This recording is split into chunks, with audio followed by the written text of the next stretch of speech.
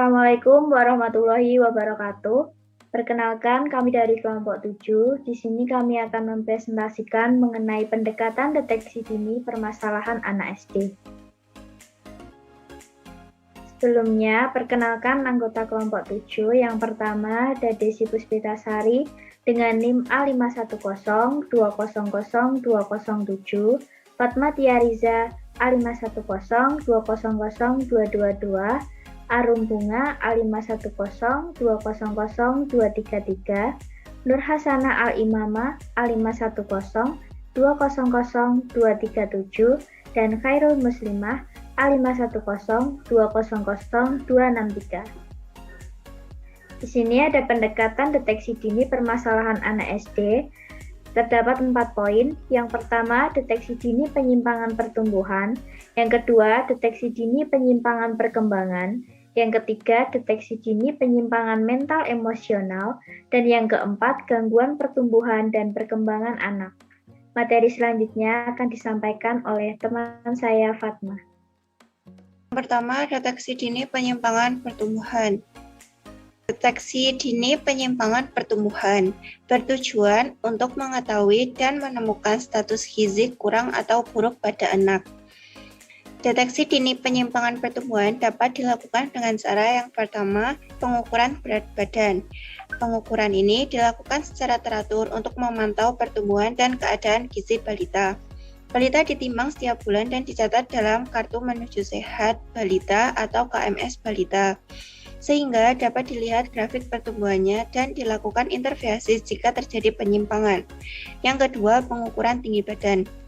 Pengukuran tinggi badan pada anak sampai usia 2 tahun dilakukan dengan berbaring, sedangkan di atas umur 2 tahun dilakukan dengan berdiri. Hasil pengukuran setiap bulan dapat dicatat dalam KMS yang mempunyai grafik tinggi badan. Untuk yang ketiga, pengukuran lingkar kepala. Dilakukan untuk mengetahui lingkar kepala anak dalam batas normal atau tidak. Pengukuran lingkar kepala adalah cara yang biasa dipakai untuk mengetahui pertumbuhan dan perkembangan otak anak. Biasanya, ukuran pertumbuhan tengkorak mengikuti perkembangan otak, sehingga bila ada hambatan pada pertumbuhan tengkorak, maka perkembangan otak anak juga terhambat. Selanjutnya akan dijelaskan oleh Arum. Yang kedua yaitu deteksi dini penyimpangan perkembangan. Deteksi dini penyimpangan perkembangan bertujuan untuk mengetahui gangguan perkembangan anak atau keterlambatan, gangguan daya lihat, dan gangguan daya dengar. Deteksi dini penyimpangan perkembangan dapat dilakukan melalui 3 cara. Yang pertama yaitu screening atau pemeriksaan perkembangan anak menggunakan kuesioner pra-screening perkembangan atau KPSP, yang bertujuan untuk mengetahui perkembangan anak normal atau ada penyimpangan. Yang kedua, tes daya dengar atau TDD yang bertujuan untuk menemukan gangguan pendengaran sejak dini.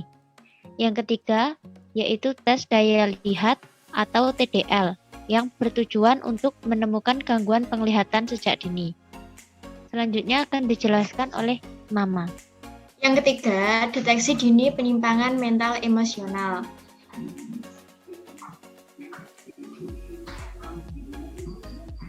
Deteksi dini penyimpangan mental emosional bertujuan untuk mengetahui adanya masalah mental emosional, autisme, dan gangguan pemusatan perhatian dan hiperaktivitas. Deteksi dini penyimpangan mental emosional dapat dilakukan dengan kuesioner masalah mental emosional atau KMEE. Yang kedua, dapat dilakukan dengan deteksi dini gangguan pemusatan perhatian dan hiperaktivitas atau GPPH. Yang keempat adalah gangguan pertumbuhan dan perkembangan. Gangguan pertumbuhan fisik dapat dideteksi dengan 3 cara, yaitu dengan gangguan berat badan, gangguan penglihatan, dan gangguan pendengaran. Gangguan perkembangan motorik. Salah satu penyebab dari gangguan perkembangan motorik adalah kelainan tonus otot atau penyakit neuromuskular. Kelainan sumsum tulang belakang seperti spina bifida juga dapat menyebabkan keterlambatan perkembangan motorik. Faktor lingkungan serta kepribadian anak juga dapat mempengaruhi keterlambatan dalam perkembangan motorik. Selanjutnya akan dibacakan oleh Mbak Desi. Selanjutnya ada kesimpulan. Berdasarkan pembahasan tentang beberapa pendekatan deteksi dini permasalahan anak SD, dapat disimpulkan bahwa deteksi dini memiliki tujuan untuk memberikan pengetahuan dan pemahaman serta perhatian terhadap kondisi pertumbuhan dan perkembangan anak, yakni kondisi fisik dan motorik yang ada dalam diri individu untuk menghindari dan menanggulangi akan terjadinya gangguan-gangguan.